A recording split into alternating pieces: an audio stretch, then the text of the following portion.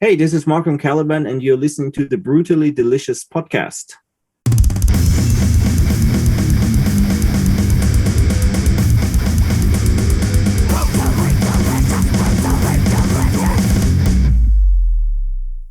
Good, man. What's it like over? You're in Germany, right? Yes, I am. What's the status of the world there? You guys out and about yet or not yet? Not really at all. Really? I would say. That sucks. We're just starting to get out here. No. No more masks. We're good here for a little bit. No, we are not at that point yet. I mean, they're going on with the vaccines and all that kind of things, but not really yet. Not really yet. Okay. Well, let's just jump right concerts. In. Nah, that sucks. They're starting to book some here, but I haven't seen one yet. Let's see. We hope on early next year. Yeah. All right, so let's jump in and talk about Caliban. I'm going to probably butcher it because I don't have a German accent, but is it Zeitgeist? Zeitgeist. Okay. Zeitgeister. No. So now that it's out, I guess it's out about a week and a half, 2 weeks. What has the response been like? We're pretty happy because we expected it to be worse somehow. I mean, it's a special release. It's not a full release. It's not a full album. It's like something special. It's like 7 reworked, reimagined old tracks. Suddenly all in German, 1 new track, also German. And for us, this was usually supposed to be an add-on to our new album, which is delayed. You know, we didn't put out our regular English album yet. It was supposed to come out in October, and then the EP was something like a special add-on afterwards.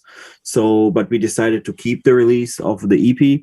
But actually, we're really happy. We just got the chart results, which are incredible. We didn't actually think it would be in the charts because like an EP counts a lot less for the charts than an album, and it still hit position 15, I guess, or something. That is pretty okay. I mean, they said if it would have been an album, it would have been easily top 10 because it counts for more. You know, somehow I don't know how that exactly works, but either way, that's still great. So we're pretty happy, and also,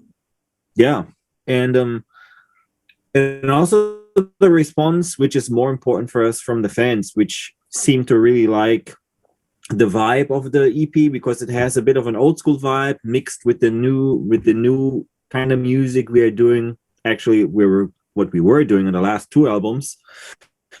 So response has been great. Actually, what is funny, I thought we would get more negative feedback from people outside from Germany or Austria, Switzerland, where they don't speak German, right? Because we are in English band with English lyrics and stuff like that.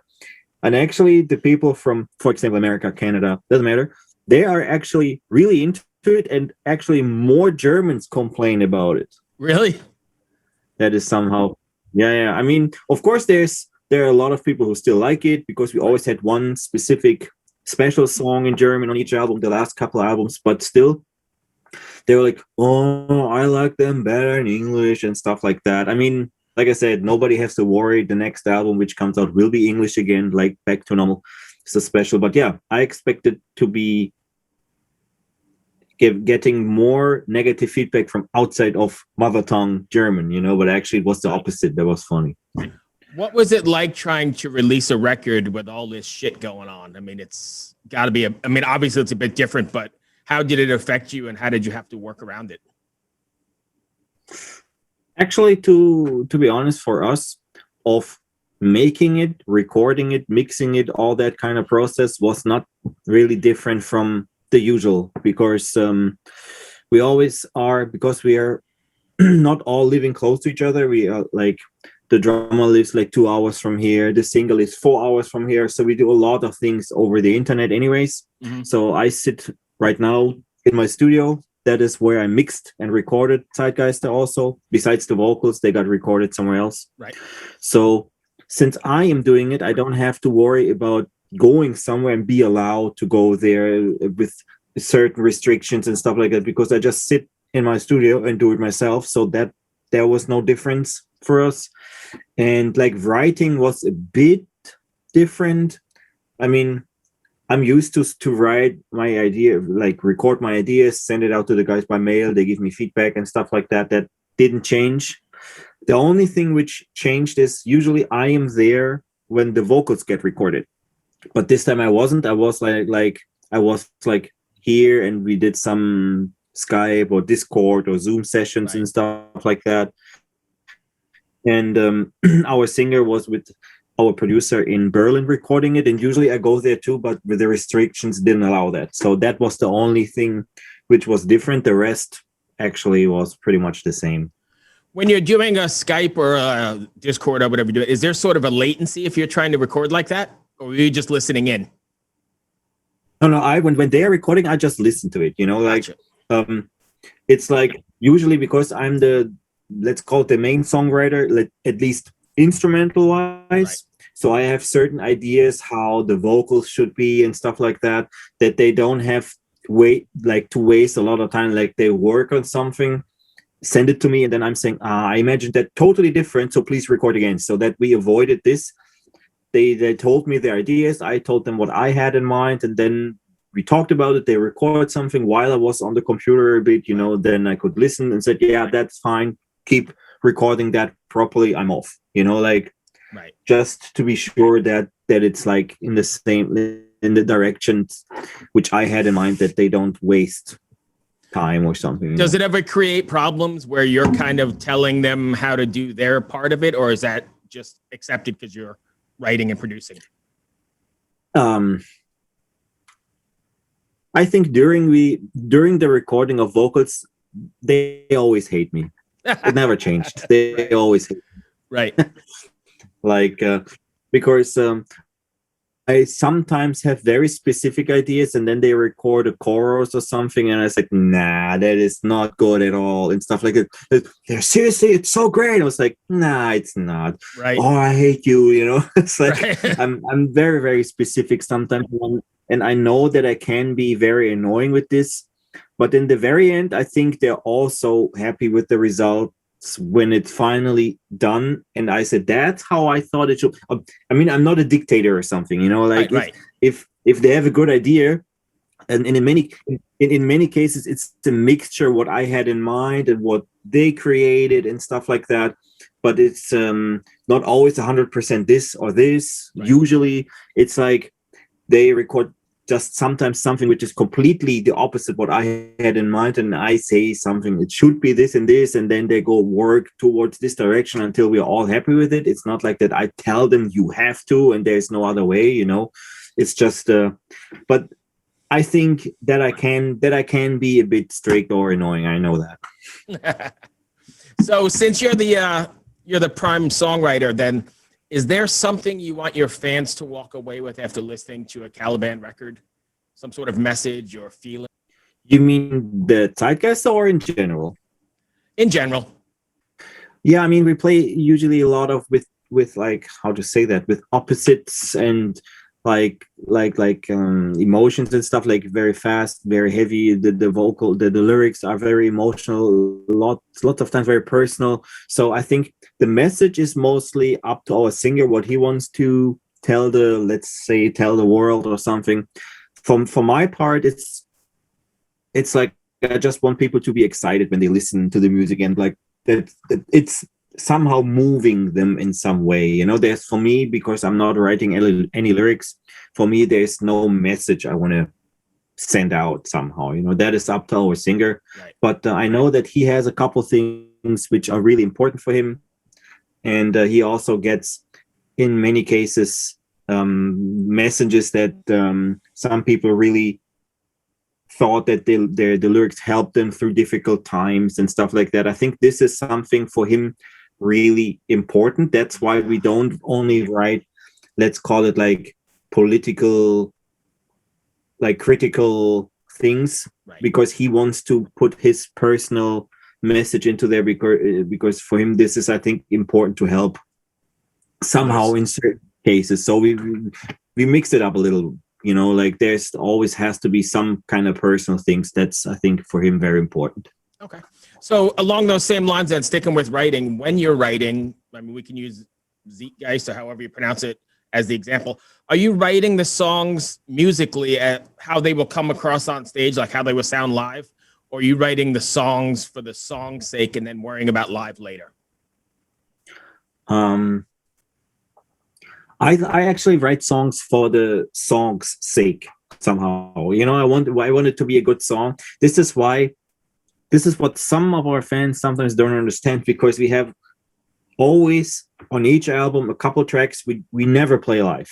They get recorded because we think they are great songs, but they're for us not live suitable somehow, and then we never play them live. We always have like, this is why I don't write an album to be like that it functions live. Of course it has to be in some cases, but in general, it's like that when I think I have a good song idea, I just don't think about how that would work out later, because in general, I would say half of the songs I write are like automatically suitable for life, because I have different things I have in my mind which I write, and most of the times there's at least 4, 5, 6 tracks which always are good for live, and the rest is maybe not so much. Okay. You guys have been at this for quite a while now. Did you imagine you'd still be doing this so many years later? For sure not. Definitely not. I mean, it started as a school project. Me and Andy are the only remaining founding members from that time. And if you think about that, I do that since my very early teenage years in school, and we actually had a rehearsal room in school and stuff like that. I never imagined it to do that like for the most part of my life, actually. Was there a plan B? Were you going to go to like plumber school or something, or was it this all in? Nah, I was actually in the beginning times. I was doing like some kind of, I don't know how do you say that when when you get into learning a job. I don't know how you call it in English. Here it's an apprentice. Apprentice. Okay. Yeah. Okay, apprentice. I was doing something with chemistry, but then I got like some allergic reaction to something they had there, and I got big stomach problems, so I cut. So I had to like quit there, and then I didn't start something new. But I actually was trying to get into some proper job as a backup or something. Right. But yeah, then after I quit there, I was working there for 6 months or something. I didn't look for anything else. I just went, whatever. Just nice. Let's see. And then I was, and then my plan B, let's call it, if you want to call it plan B, is now I have a studio. I record other bands. If my band would call it quits, or we decide it's not fun anymore, or we're not successful or whatever, then I still have my recording studio. I record other bands, produce other bands, do mixing jobs. So at least I have like something beside the band anyways, Gotcha. So what does Caliban have planned for the, obviously you're not touring for the next short period of time. Are you guys doing any live streams or any kind of special fan things, or is there anything in the works? Yeah, I mean, we talked about it, like not all members in the band are such big fans of this kind of idea, but as I think at least up until this point, we all agree, if nothing soon is going to happen, that we are going to do like some kind of streaming thing. But we want to do something, if that's going to happen, I think it's going to be like, let's say after summer, like soon in late summer, autumn.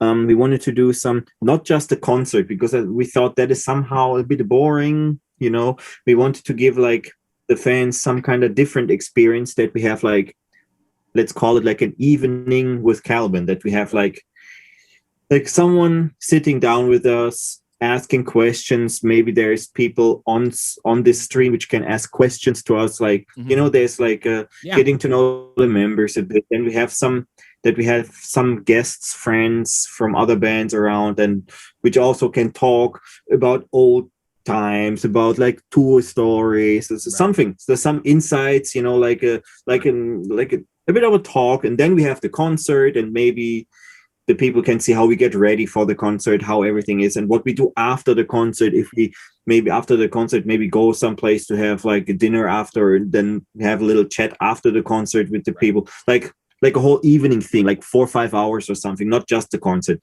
That was at least the idea. If we can realize that at some point, I think it would be something cool. We have already asked a couple friends from some bands, they would be into it. They would hang out, come out, and that would be the idea of what we do if we do a streaming thing. Right. Yeah. Because I think everybody's doing streams, but not every stream I see is good. I mean, there are really good examples, like Catatonia at the beginning of this did an amazing one. I mean, it was phenomenal with, like 12 or 14 cameras, and it was great. And then I've seen some other ones where it just doesn't work, and I think it may do more harm than it does good. Yeah. That's something we definitely don't want, because, like I said, we have different opinions in between the members, and someone said, "Oh, let's just put 2 cameras and we go to the rehearsal room." I said, nobody wants to see that. Right. Nobody wants to see that. But it's a raw experience. It doesn't matter. It sounds like ass because you don't have really you don't have a PA system there. You need to have someone who is mixing it, that the people out there have a sound experience, because what you are used to listen to in a rehearsal room is different what the people out there hear. Yeah. For you have what you hear is to be on point what you play. You have a click and all that kind of thing. You want people to hear click tracks and something is stupid, Right. So if we do that, it has to be proper, not just some garage thing. I mean, of course, don't get me wrong, there could be a garage thing which is cool if it's like done well. Right. But I think in general the people would care more for like a real thing somehow. Sure. I don't know how to say that.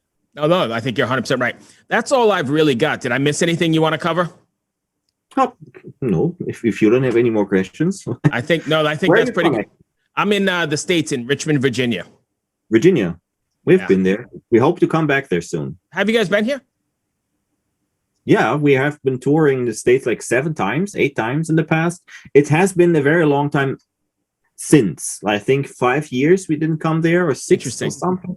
Yeah. And before we used to regular tour there, but then we had some problems with our old record company there, and some issues and stuff like that. And then we didn't tour for very long in the States. I mean, at least for the States, kind of very long, because how maybe that if you don't tour consistently in America, in the States, you fall off somehow. We worked our way somehow a bit up. We were coming every year, sometimes twice a year and stuff, and had a pretty good solid following on the live shows. And then we didn't tour for 2 or 3 years, and then we did one more tour and that completely failed. And then we thought we can't do that because it's costing way too much money for us to do this in this kind of thing, And now the offers, because we have been there so long that there's so many people asking that we get good offers again, because now it's something special again, I think. Sure.